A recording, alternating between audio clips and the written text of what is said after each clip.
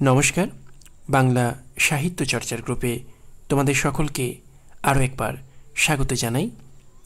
আজকেও আমরা একটি সাজেশনমূলক আলোচনা নিয়ে হাজির হয়েছি। কলকাতা বিশ্ববিদ্যালয়ের বাংলা অনার্স চতুর্থ সেমেস্টারের যে সিসি 9 বলে যে পেপারটি রয়েছে, যেখানে ছন্দ, অলঙ্কার এবং ধ্বনিতত্ত্বের পাশাপাশি সেখানে আমাদের অলঙ্কার শাস্ত্রের যে ধ্বনিবাদ সেই প্রসঙ্গের পাশাপাশি যেখানে আমরা দেখতে পাচ্ছি অনুকরণ তত্ত্ব রয়েছে অ্যারিস্টটল এবং তার গুরু প্লেটোর কথা। আজকে এই পেপারটি নিয়ে 2024-এর জন্য কিছু ইম্পর্টেন্ট প্রশ্ন আজকের আলোচনায় আমরা তুলে ধরব। বাংলা সাহিত্য চর্চায় সকলকে স্বাগত জানাই। আচ্ছা, প্রথমেই যে প্রশ্নটি মডিউল 1-এর যে পোর্শনটা রয়েছে, যেখানে মূলত ছন্দ রয়েছে, এখান থেকে খুব ধরাবাঁধা প্রশ্ন থাকে আমরা জানি। এবারের জন্য 10-এর জন্য তোমরা যে প্রশ্নটির দুটিকে ভালো করে দেখবে, তার মধ্যে প্রথমেই রাখবো দলবৃত্ত ছন্দ কাকে বলে, এই ছন্দের বৈশিষ্ট্যগুলি উদাহরণ সহযোগে আলোচনা করো। অন্যদিকে এখান থেকে আরও একটি প্রশ্ন তোমরা দেখে রাখবে, সেটি হচ্ছে কলাবৃত্ত বা মাত্রাবৃত্ত যে ছন্দ, সেই ছন্দেরও ওই একই ধরনের প্রশ্ন, সংজ্ঞা এবং উদাহরণ সহযোগে বৈশিষ্ট্য। এবার এখান থেকে আমরা যেহেতু অপশনাল জায়গায় এখানে কিছু ছন্দের পর্ব, দল এই সমস্ত নিয়ে প্রশ্ন থাকে, কিন্তু আমরা যদি মূল এই ছন্দ দুটোকে পড়ে রাখি তাহলে আর 10 নিয়ে আমাদেরকে অন্য পোর্শনের দিকে ভাবতে হয় না। এছাড়া এখান থেকে টিকাধর্মী যে প্রশ্নগুলো আসবে, সেখান থেকে আমরা এবারের জন্য 5-এ দেখে রাখতে পারি সনেট কি বা সনেটের বৈশিষ্ট্য, অমিত্রাক্ষর ছন্দ, গৈরিশ ছন্দ, আর একটা দেখে রাখতে পারো অক্ষরবৃত্ত, যাকে মিশ্র কলাবৃত্ত বলা হয়। সেই মিশ্র কলাবৃত্ত ছন্দের যে বিচিত্র মাত্রা গণনা রীতি, অর্থাৎ সেখানে কোথাও আমরা দেখতে পাচ্ছি মুক্তদল 1 মাত্রা হলেও রুদ্ধদল কোথাও 2 মাত্রা, কোথাও বা আমরা দেখতে পাচ্ছি 1 মাত্রার মূল্য পাচ্ছে। তো সেই অংশটা নিয়ে, অর্থাৎ অক্ষরবৃত্ত বা মিশ্র কলাবৃত্ত ছন্দের বিচিত্র যে মাত্রা গণনা রীতি, সেটা নিয়েও একটা প্রশ্ন হতে পারে। আর থাকবে ছন্দ নির্ণয়, এটা তোমাদেরকে নিজেদেরকে শিখে নিয়ে করতে হবে। এক্ষেত্রেও তোমরা বিগত বছরের প্রশ্নগুলো একটু দেখতে পারো।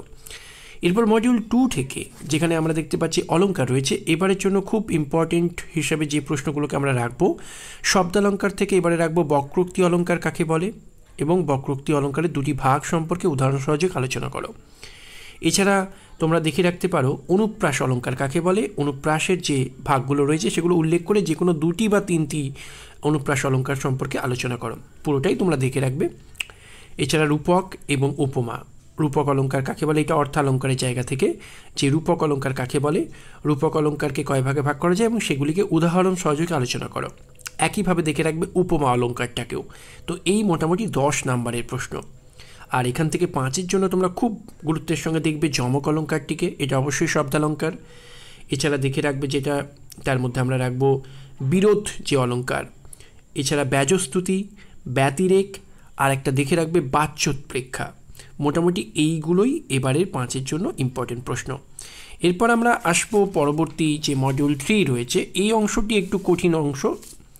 এখান থেকে এবারের জন্য তোমরা যে কোনো একটা পোর্শনকে খুব ভালো করে দেখো, হয় অনুকরণ তত্ত্ব দেখো, না হলে ধ্বনিবাদ বা আমাদের আলঙ্কারিকদের যে যাকে বলা যেতে পারে যে ভারতীয় আলঙ্কারিকরা কাব্যের যে আত্মা সেই সম্পর্কিত যে ধ্বনিবাদ, রীতিবাদ, রসবাদ, এই যে বক্রোক্তিবাদ, সেগুলোর যে পোর্শনগুলো রয়েছে, অর্থাৎ ভারতীয় অলঙ্কার শাস্ত্রের যে মতামতগুলো, সেখান থেকেও দেখতে পারো, আর অনুকরণ তত্ত্বটাও দেখতে পারো। কিন্তু আমি সাজেস্ট করব ব্যক্তিগতভাবে অনুকরণ তত্ত্বটা করলে সেখানের প্রশ্নের ধরনটা খুব লিমিটেড হয়। আমি এখানে অনুকরণ নিয়ে এবারের জন্য যে প্রশ্ন দুটোকে খুব গুরুত্বের সঙ্গে দেখতে বলবো, তা হচ্ছে 1, অনুকরণ বিষয়ে গুরু প্লেটোর সঙ্গে শিষ্য অ্যারিস্টটলের যে মতামতের যে পার্থক্য, অর্থাৎ অনুকরণ বিষয়ে প্লেটো এবং অ্যারিস্টটলের ভাবনার যে পার্থক্য তা বিশদে আলোচনা করো।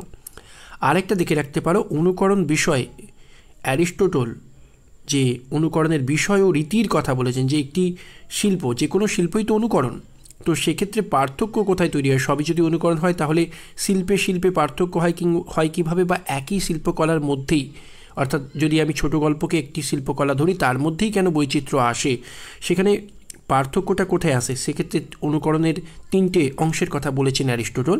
একটাকে বলছেন অনুকরণের মাধ্যম, একটাকে বলছেন অনুকরণের বিষয়, আর একটা হচ্ছে অনুকরণের রীতি। আমরা এই নিয়ে বিগত দিনে অনুকরণ তত্ত্ব নিয়ে একটি আলোচনাও রেখেছিলাম, তোমরা পারলে সেটা দেখতেও পারো। তো এখানে সেই অনুকরণ তত্ত্বের সেই জায়গাটা নিয়ে, অর্থাৎ আমি বিশেষভাবে দেখতে বলবো অনুকরণের বিষয় এবং অনুকরণের রীতি, তবে অনুকরণের মাধ্যমটাও একটু সংক্ষেপে দেখে রাখবে। অর্থাৎ তিনটে যে এরিয়া, কোন কোন ক্ষেত্রের জন্য অনুকরণের মধ্য দিয়ে শিল্প তৈরি হলেও প্রতিটা শিল্প যে আলাদা হয় তার পার্থক্যের জায়গাটা আসলে অনুকরণের মাধ্যম, বিষয় এবং রীতির কারণে। এই তিনটে পোর্শন নিয়ে অ্যারিস্টটলের যে ভাবনা সেটাকে একটু দেখে রাখো, বিশেষ করে অনুকরণের বিষয় এবং রীতি। এছাড়া এখান থেকে কেউ যদি একান্তই পড়তে চায় আমাদের অলঙ্কার শাস্ত্রের অংশটিকে, তাহলে আমি সেখান থেকে দুটো প্রশ্ন দেব। এক হচ্ছে যেটাকে আমরা বলতে পারি যে রীতিবাদ। এই রীতিবাদ আমরা দেখতে পাচ্ছি যে রীতিবাদ বোধহয় আগেরবারে আসেনি।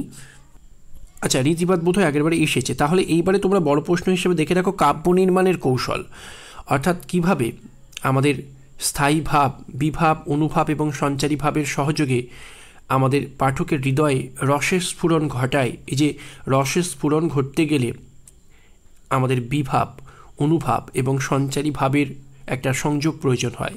সেই বিভাব, অনুভাব, সঞ্চারী ভাবের সহযোগে কিভাবে কাব্য তার রসের স্ফুরণ ঘটায় পাঠকের হৃদয়ে, সেই অংশটা একটা কাব্য নির্মাণের কৌশল হিসেবে তোমরা পড়ে রাখতে পারো। আর একটা দেখে রাখতে পারো অলঙ্কারবাদটা। কাব্যের আত্মা সম্পর্কে যারা অলঙ্কারকে গুরুত্ব দিতে চাইছেন, কাব্যের বহিরাঙ্গিক সৌন্দর্যকে গুরুত্ব দিতে চাইছেন, সেই অলঙ্কারটাকেও একটু দেখে রাখতে পারো, অলঙ্কারবাদটাকে। এই দুটো প্রশ্ন এখান থেকে দিলাম। এছাড়া এখান থেকে তোমরা 5-এর জন্য যে প্রশ্নগুলো দেখে রাখবে তার মধ্যে বিশেষভাবে দেখে রাখবে সঞ্চারী ভাব, স্থায়ী ভাব, আর একটা দেখে রাখতে পারো অনুভাব। অনুভাব, সঞ্চারী ভাব, স্থায়ী ভাব, এই কয়েকটা প্রশ্ন তোমরা দেখে রাখতে পারো।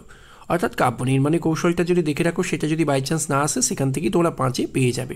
অর্থাৎ ওই যে আমরা বললাম বিভাব, বিভাব পড়তে পারে, অনুভাব, অনুভাব রয়েছে, সঞ্চারী ভাব রয়েছে। এই তিনটে প্রশ্ন যে কোনো একটি পয়েন্ট টিকার আকারে কিন্তু আসতে পারে, বিভাব, অনুভাব এবং সঞ্চারী ভাব। তার মধ্যে আমরা জানি যে আলম্বন বিভাব এবং উদ্দীপন বিভাব, এইভাবে আবার বিভাবকে ভাগ করা হয়েছে।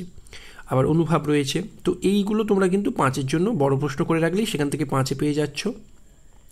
এছাড়া আমি উল্লেখ করেই দিলাম 5-এর জন্য যে তিনটে পোর্শনকে বেশি করে দেখবে, তার মধ্যে রয়েছে অনুভাব, সঞ্চারী ভাব আর স্থায়ী ভাব। এইগুলো মোটামুটি 5-এর জন্য দেখো। আর একটা প্রশ্ন দেখে রাখতে পারো, সেটা হচ্ছে যে যেটাকে আমি বড় প্রশ্নে রাখলাম, যে যদি এবারের জন্য ওই কাব্যের মানে যেটাকে আমরা অনুকরণ তত্ত্ব বলছি, সেখানে অ্যারিস্টটল যেভাবে অনুকরণের বিষয় আর রীতির কথা বলছেন, এটা যদি এবারে বড় প্রশ্নে এসে যায় তাহলে কিন্তু 5-এ আসতেই পারে অনুকরণ বিষয়ে অ্যারিস্টটল এবং প্লেটোর ভাবনার পার্থক্য। অর্থাৎ যেটাকে আমরা 10-এ দিয়েছি সেটা কিন্তু 5-এও আসতে পারে, তখন যদি ওই প্রশ্নটা 10-এ না আসে এবং তার বদলে অনুকরণ বিষয়ে অ্যারিস্টটল যে অনুকরণের বিষয় ও রীতির কথা বলেছেন সে সম্পর্কে আলোচনা করো, এই প্রশ্নটি যদি 10-এ আসে। তো এই মোটামুটি আমাদের সিসি 9-এর জন্য 2024-এর গুরুত্বপূর্ণ কিছু প্রশ্ন। আর অলঙ্কার নির্ণয়, ছন্দ নির্ণয়, এগুলোর জন্য তোমাদেরকে নিজেদেরকেই একটু গুরুত্বের সঙ্গে একটু চর্চা করে যেতে হবে। যাই হোক, সিসি 9 নিয়ে এবারের জন্য কিছু গুরুত্বপূর্ণ প্রশ্ন আমরা তুলে ধরলাম। এই ধরনের আলোচনা পেতে বাংলা সাহিত্য চর্চার সঙ্গে অবশ্যই তোমরা সকলে থাকবে। সকলকে বাংলা সাহিত্য চর্চার পক্ষ থেকে ধন্যবাদ জানাই।